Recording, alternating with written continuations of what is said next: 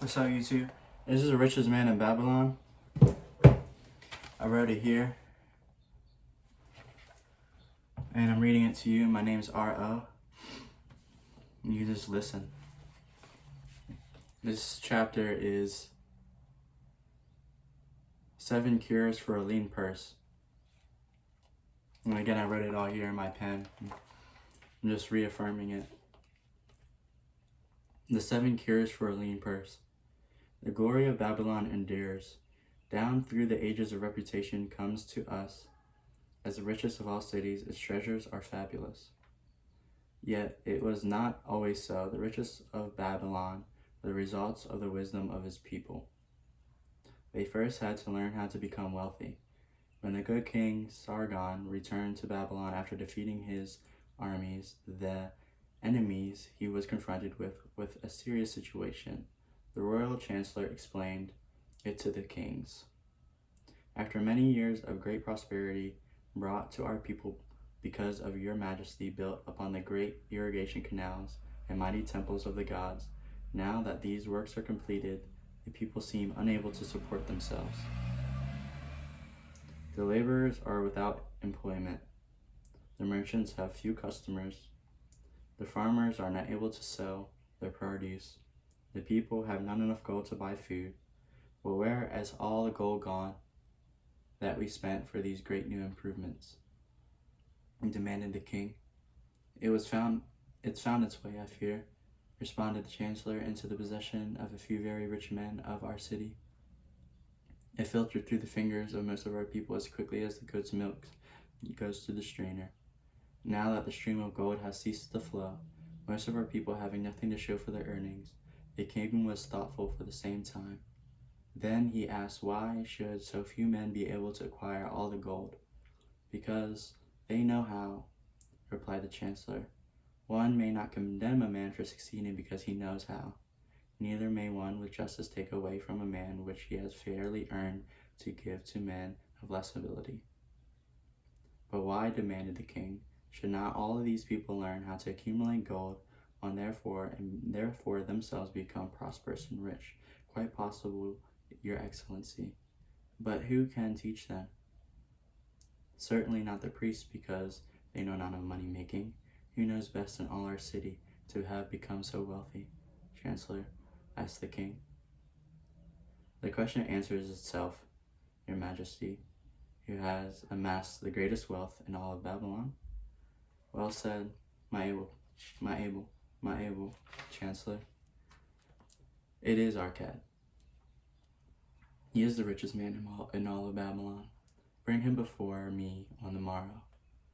Upon the following day, as the king had decreed, Arcad appeared before him, straight and sprightly despite his 70. Arcad spoke.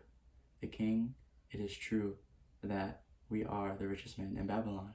So it is reported, your majesty, and no man disputes it. How becomest thou so wealthy? By taking advantage of opportunities available to all citizens on your good city. Thou hadst nothing to start with, only a great desire for wealth. Besides this nothing, Arcad, continued the king, our city is very unhappy state because of very few men learn how to acquire wealth and therefore monopolize it, while the mass of the citizens lack of knowledge on how to keep any of the gold they receive. It is my desire that Babylon be the wealthiest city in the world. Therefore, it must be a city of many wealthy men. Therefore, we must teach of all of the people how to acquire riches. Tell me, Arcad, is there any secret to acquiring wealth? Can it be taught? It is particular, your majesty. That which one man knows can be taught to others. The king's eyes glowed. Arcad, thou that speaketh the words I wish you to hear, will thou now lend themselves to a great cause? Will thou teach the knowledge to a school for teachers, each of whom shall teach others until they are well enough trained to teach these truths to every worthy subject in my domain? Arcad bowed and said, I am thy humble servant to command. Whatever knowledge I possess, will gladly give for the betterment of my fellow men and the glory of the betterment of my king. Let your good chancellor arrange for me a class of 100 men, and I will teach to them the 7 cures for which did fatten my purse. Than which there was none leader in all of Babylon. A fortnight later, in compliance with the king's command, the chosen 100 assembled the great hall of the Temple of Learning. Seated upon a colorful rings in a semicircle, Arcad sat beside a small place in which he smoked a sacred lamp, sending forth a strange and pleasing odor. Behold, the richest man in Babylon, whispered a student, nudging his neighbor as Arcad arose. He is but a man, even as the rest of us. As a dutiful subject of our great king, Arcad began, I stand before you in this service because once I was a poor youth and did greatly desire gold, and I became found of this knowledge that enabled me to acquire it, and it asks that I impart unto you my knowledge. I started my fortune in the humblest way. I had no advantage not enjoyed as fully by you and every citizen in Babylon. The first storehouse of my treasure was a well purse. I loathed it in useless emptiness. I desired it to be round and full, clinking with the sound of gold.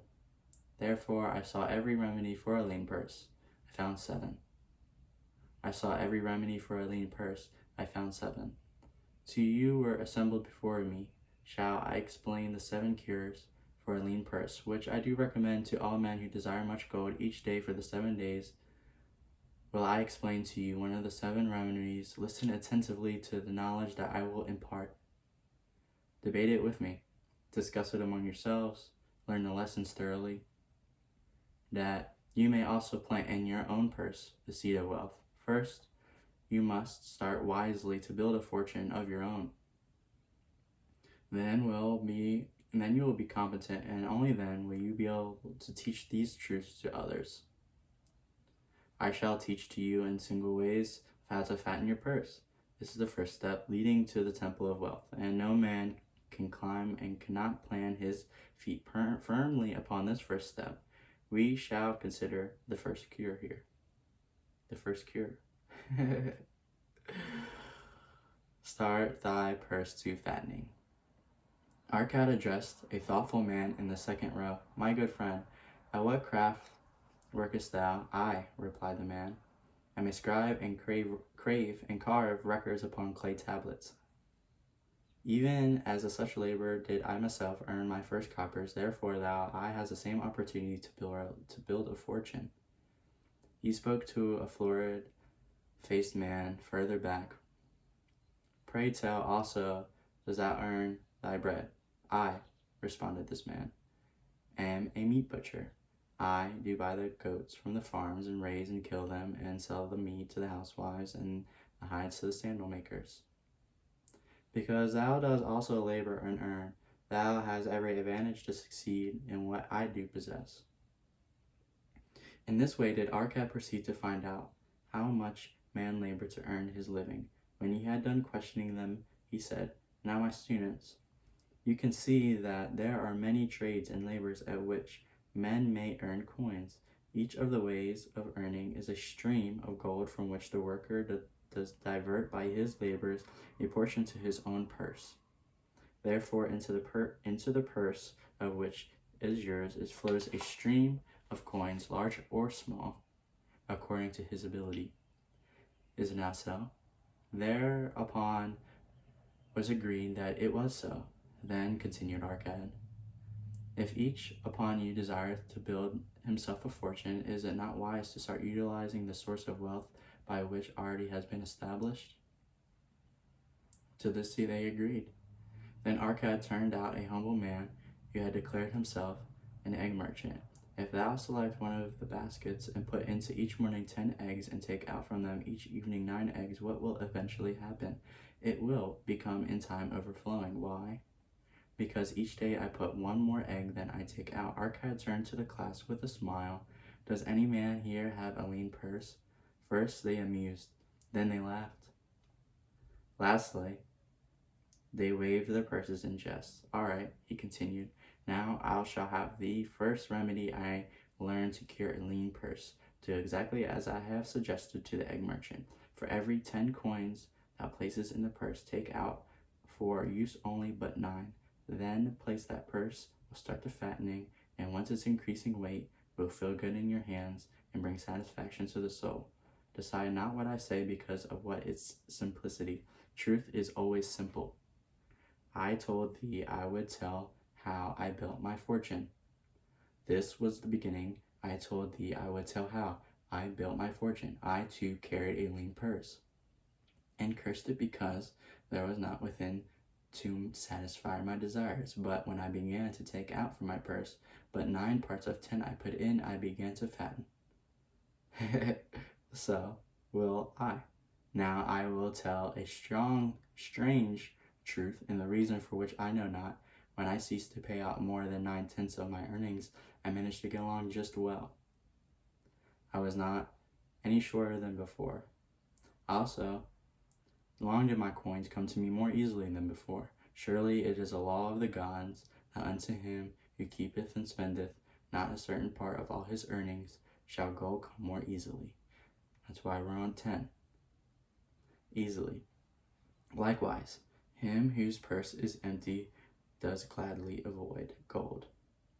Which desire does they want most? It is the gratification of the desires of each day, of each jewel, a bit of finery, better arrangements, more food, things quickly gone and forgotten.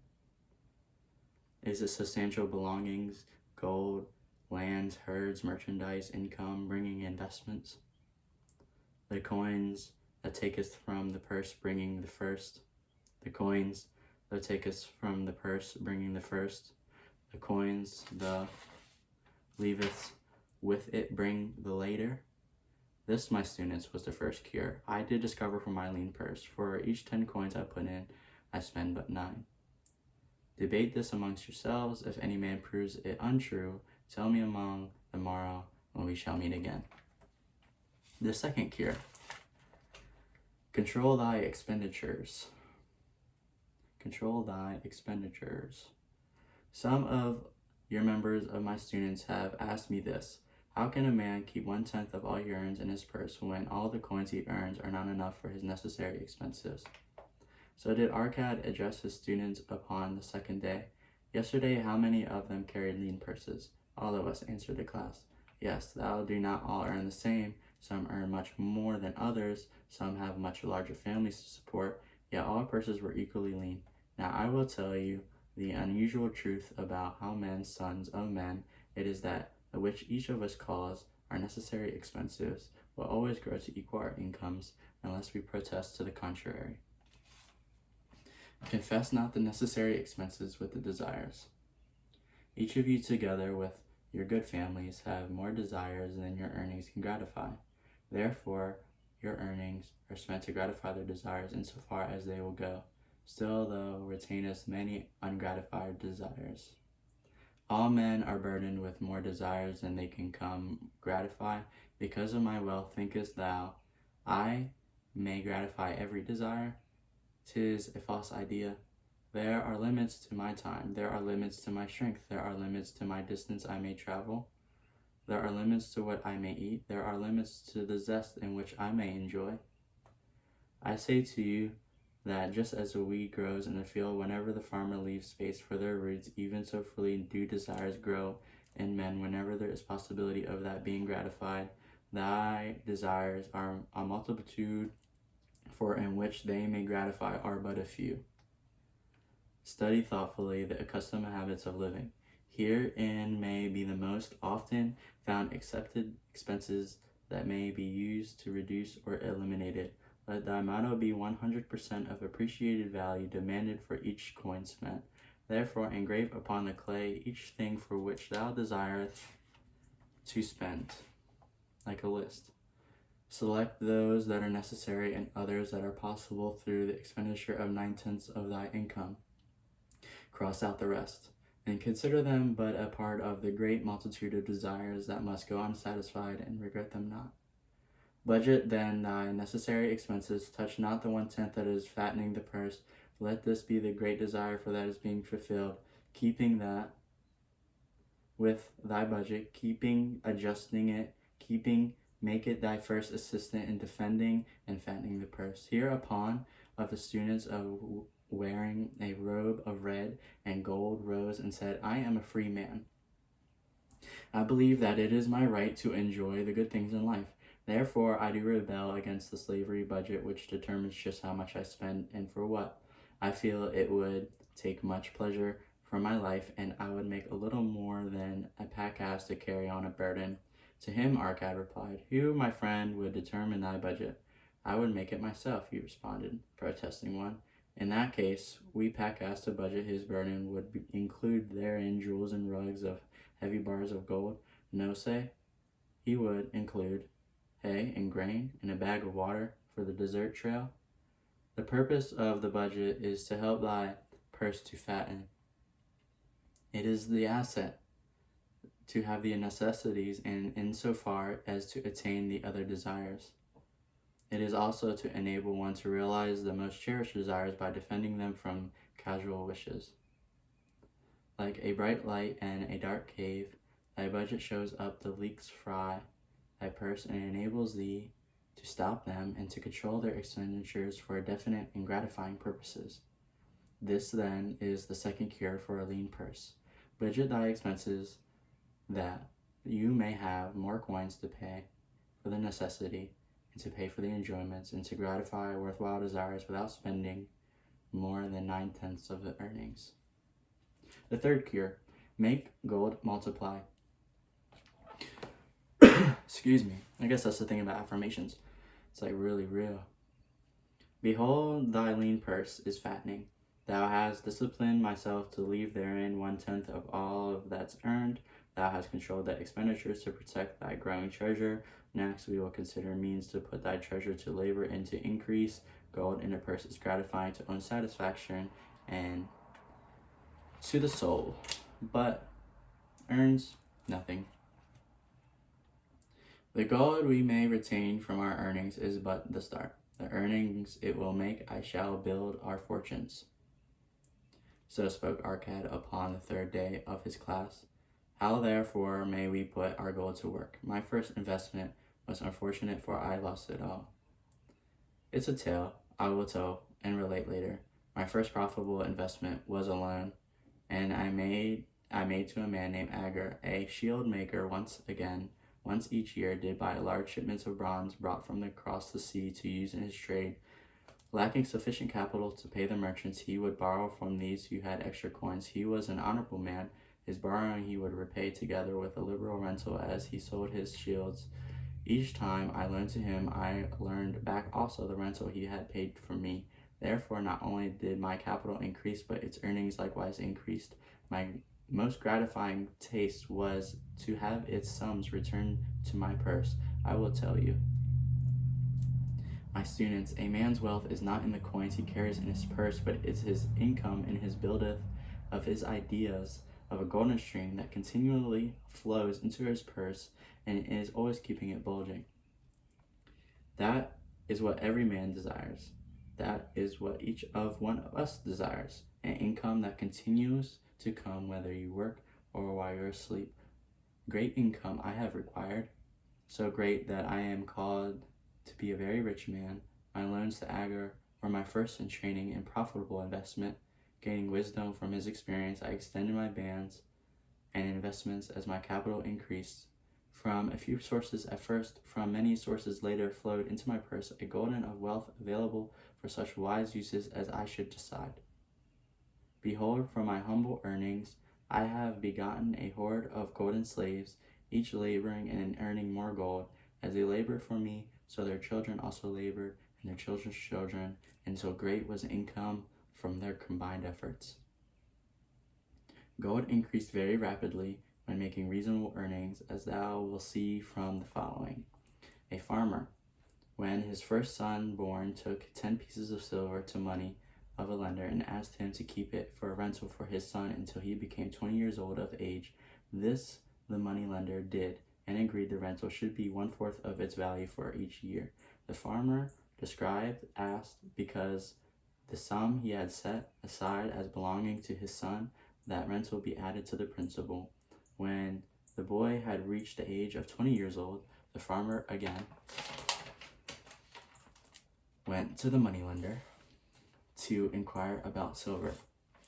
The moneylender explained that because the sum has been increased by compound interest, the original 10 pieces of silver had now grown to 30 and 1/2 pieces. The farmer was well pleased, and because the son did not need the coins, he left the money with the lender. When the son became 50 years of age, the father meantime having passed to another world, the lender paid the son in the settlement of 160 pieces of silver. Thus in 50 years, and had the investment multiplied itself at rental almost 17 times. This then is the third cure for a lean purse, to put each coin to laboring that it may reproduce itself in its kind as the flocks of the field that help bring up the income and a stream of wealth that shall flow constantly in thy purse. The fourth cure: guard thy from loss. Guard thy treasure from loss. Guard thy treasure from loss. Misfortune loves a shining mark. Gold in a man's purse must be guarded with a firmness, else it be lost.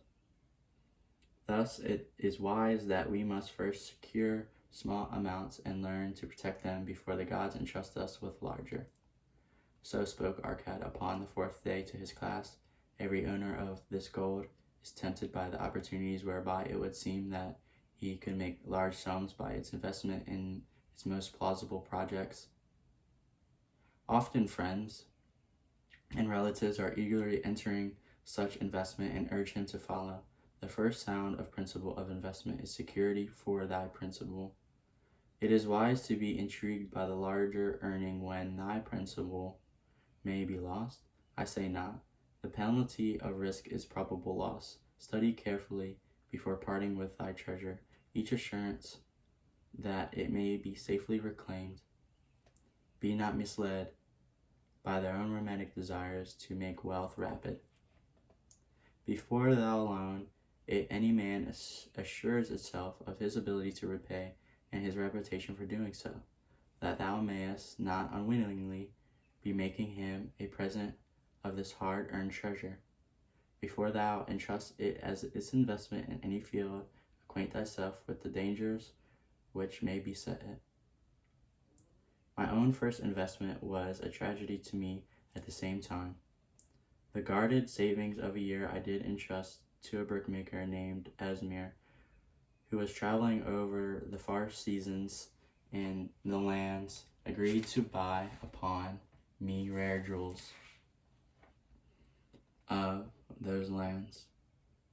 These would sell upon his return and divide the profits. But from those lands, they were scoundrels and sold him bits of glass. My treasure was lost. Today, my training would show to me at once the folly of entrusting a brickmaker to buy jewels. Therefore do I advise thee from the wisdom of my experience, be not confident of thy own wisdom in entrusting thy treasures to the possible pitfall. Blah, blah, blah. We're just going to keep going. I feel like I've been talking for a while. I could just talk all day. That's a blooper. So I make my own movies. Anyways, let me continue affirming this because this is great. Therefore, I do advise from the wisdom of my experience. Be not confident in thy own wisdom in entrusting thy treasures to the possible pitfalls of investment. That's probably why. Better by far to consult the wisdom of those experienced in the handling of money for profit. Such advice is freely given for those asking and may readily possess a value equal in gold to the sum that considers investing. In truth, such is the actual value. If it save you from loss, then this is the fourth cure for a lean purse, and of great importance if it prevent you from being emptied, once it had become well filled. Guard thy treasure from loss by investing only where the principal is safe, where it may be reclaimed if desired, and where thou will not fail to collect a fair rental. Consult with a wise man. Secure the advice of those experienced in profitable handling of gold. Let their wisdom protect thy treasure from unsafe investments. The fifth cure: make thy dwelling a profitable Fifth cure: make of thy dwelling a possible, profitable investment. If a man setteth aside 9 parts of his earnings upon which to live and enjoy his life, and any part of his 9 parts he can turn into a profitable investment without deterring to his well-being, then so much faster will his treasures grow. So said Arcad to his class at their 5th lesson. All too many of our men of Babylon do raise their families in unseeming quarters. They do pay to exacting landlords liberal rentals for rooms where their wives have not a spot to raise blooms that gladden a woman's heart, and their children have no place to play their games except in the unclean alleys. No man's family can fully enjoy life unless do have a lot of ground wherein children can play and they can learn, and where this life and where this earth is, where the wife may raise not only blossoms but good rich herbs to feed her family.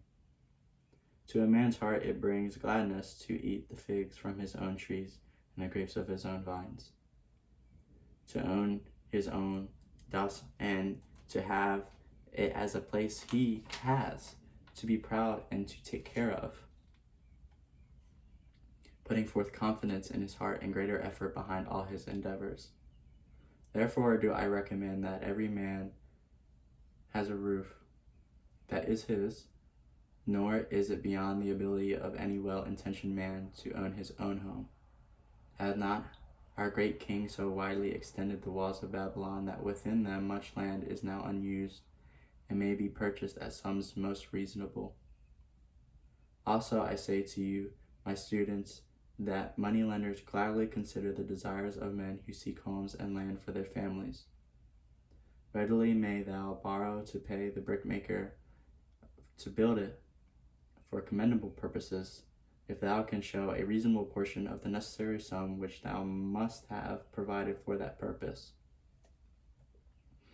Then when the house be built, thou canst pay the moneylender with the same regularity as thou didst pay the landlord, because each payment will reduce the indebtedness to the moneylender. A few years will satisfy the loan, then with the heart will be glad with you in my own right, valuable property, and that will cost the king's taxes. Also, with that good wife, go more often into the river to wash the robes, that each morning she may return the goatskin of water to pour upon the growing things. Thus come many blessings to the man who owneth his own house, and greatly will it reduce the cost of his living, making available more of his earnings for pleasures and the gratification of his desires. This, then, is the 5th cure for a lean purse: own thy home. The 6th cure for a lean purse: ensure a future income. The life of every man proceedeth from his childhood to his old age is this: of a path of life no man may be defined from it unless the gods call him prematurely to the world beyond. Therefore do I say that it behooves a man to make a preparation for a suitable income in the days to come when he is no longer young, and to make preparations for his family should he be no longer with them to comfort and support them. This lesson shall instruct these in providing the full purse when the time comes, as made less able to learn. So Arcad addressed his class upon the 6th day. The man who, because of this understanding of the laws of wealth, has acquired growing surplus, should give thought to future days. He should plan certain investments or provisions that may endure safely for many years, yet will be available when the time arrives which he has so wisely anticipated. There are diverse ways by which a man may provide with safety for his future. He may provide a hiding place, and there may be buried a secret treasure, yet no matter with what skill it may be hidden, it may nevertheless become the boat of thieves. For this reason, I recommend not this plan. A man may buy houses or lands for this purpose. If wisely chosen to their usefulness and value in the future, they are permanent in their value and their earnings, or their skill will provide well for his purpose. A man may loan a small sum of money to the lender and increase of it in regular periods. The rental which the money lender adds to this will largely add to its increase. I do know a sandal maker named Anson, who explained to me not long ago that each week for 8 years he had deposited with his money lender 2 pieces of silver. The money lender had but recently given him an accounting over which he greatly rejoiced. The total of his small deposits with the rental at the customary rate of 1/4 of the value for each of the years, he had now become 1,040 pieces of silver, and did gladly encourage him further by demonstrating to him with the knowledge of the numbers that within 12 years or more he will keep his regular deposits of but 2 pieces of silver each week. The money lender will then lend him 4,000 pieces of silver of worthy competence for the rest of his life. Surely, when such a small payment made with regularity produces such profitable results, no man can afford not to ensure a treasure for his old age and the protection of his family, no matter how prosperous his business and investments may be. I would that I might say more about this. In my mind rests a belief that some day wishful men with thinking minds will devise a plan to insure against death, whereby many men pay in but a trifling sum regularly, that aggravates in making a handsome sum of the family of each member that passes beyond. This do I see as something desirable, and which I could highly recommend. But today it is not possible, because it must reach beyond the life of any man or any partnership to operate. It must be as stable as the king's throne. Someday I do feel that such a plan shall come to pass, and by a great blessing to many men, because even the first small payment will make available a snug fortune for the family of a member that may pass on. But because we live in our own day, and we live in the days in which it comes, we must take advantage by any means by accomplishing our purposes. Therefore I do recommend to all men that they may be wise and may be well thought out methods that do provide against the lean purse in their mature years. For a lean purse to a man no longer able to earn for his family without his head is a sore tragedy. This then is the 6th cure for a lean purse. Provide in advance for the needs of trying to grow and age and in the protection of the family. The 7th cure, increase ability to earn. Increase the ability to earn. This day I do speak to thee, my students, one of the most vital remedies for a lean purse. Yet I will talk not of gold, but of yourselves, of the men beneath the robes of many colors who do sit before me. I will take to you of those things within the minds and lives of men which do work for or against their successes. So did Arcad address his class upon the 7th day. Not long ago came to me a young man seeking to borrow. When I questioned him the cause of his necessity, he complained that his earnings were insufficient to pay his expenses. Thereupon I explained to him, this being the case, he was a poor customer for the moneylender, as he possessed no surplus of earning capacity to repay the loan. What do you need now, young man? I told him. It is to earn more coins. What dost thou do to increase the capacity to earn? All that I can do, he replied. Times within 2 moons I have approached my master to request my pay to be increased, but without success. No man can go often and do that. We may smile at his simplicity, yet he did not possess one of the vital requirements to increase his earnings. Within him a strong desire to earn more, a proper and commendable desire. Preceding accomplishment must be desire. The desires must be strong and definite. General desires are but weak longings. For a man to wish to be rich is of a little purpose. For a man to desire 5 pieces of gold is a tangible desire which he can compress to fulfillment. After he has backed his desire for his 5 pieces of gold with strength of purpose to secure it, next he can find similar ways to obtain the 10 pieces, and then the 20 pieces, and then later the 20,000 pieces, and behold, he has become wealthy. In learning to secure his one definite small desire, he had trained himself to secure a larger one. This is the process by which wealth is accumulated, first in small sums, then in larger ones as a man learns and becomes more capable. Desires must be simple and definite. They defeat their own purposes should they, by the many, confusing and beyond man's training to accomplish. As a man perfecting himself in his calling, even so does his ability to earn ever increase. In those days when I was a humble scribe, carving upon the clay a few coppers each day, I observed that workers did more than I and were paid more. Therefore did I determine that I would be exceeded by none, nor did I take long for me to discover the reason for this greater success. More interest in my work, more concentration upon my task, more persistence in my effort, and behold, a few men could have carved more tablets in a day than I.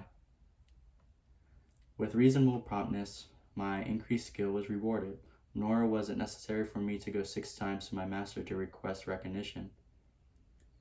The more of wisdom we know, the more we may earn. That man who seeks to learn more of his craft shall be richly rewarded.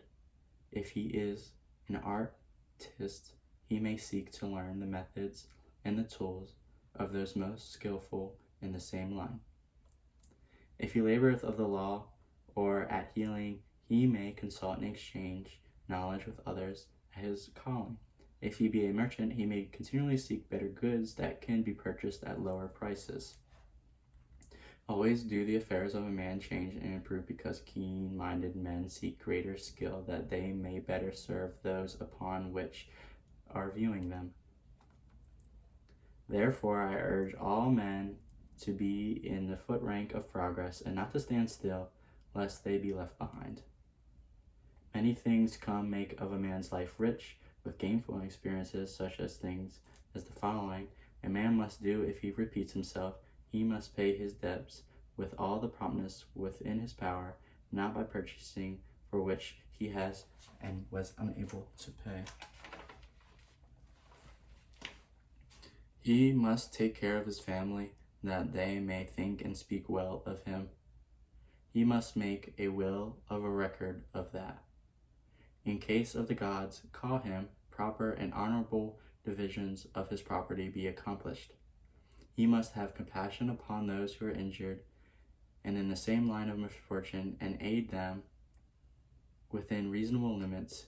He must do deeds of thoughtfulness to those dear to him. Thus, the 7th and the last remedy for a lean purse is to cultivate thy own powers, and to study and become wiser, and to become more skillful to do acts as you repeat to yourself and you respect yourself. Thereby shall you require the confidence in thyself to achieve thy carefully considered desires. These are then the 7 cures for a lean purse, which out of the experience of a long aid of successful living, I do urge for all men who desire wealth. There is more gold in Babylon. And my students who dream, there is an abundance for all. Go forth and practice these truths, and they may prosper and grow wealthy as I. Go forth and teach these truths, that every honorable subject of His Majesty may also share liberally in the ample wealth of our beloved city. That was Think and Grow Rich, not Think and Grow Rich, The Richest Man in Babylon. And what chapter was that one? I just want to take it back really quick. The 7 cures for a lean purse, right? Let me read it really quick before we go. Yeah, there it is. 7 cures for a lean purse. I wrote it there. Richest man in Babylon. I hope you got some good information. You just listen close. Use your imagination. You don't have to understand everything. But my name's R.O. and I'll talk to you soon.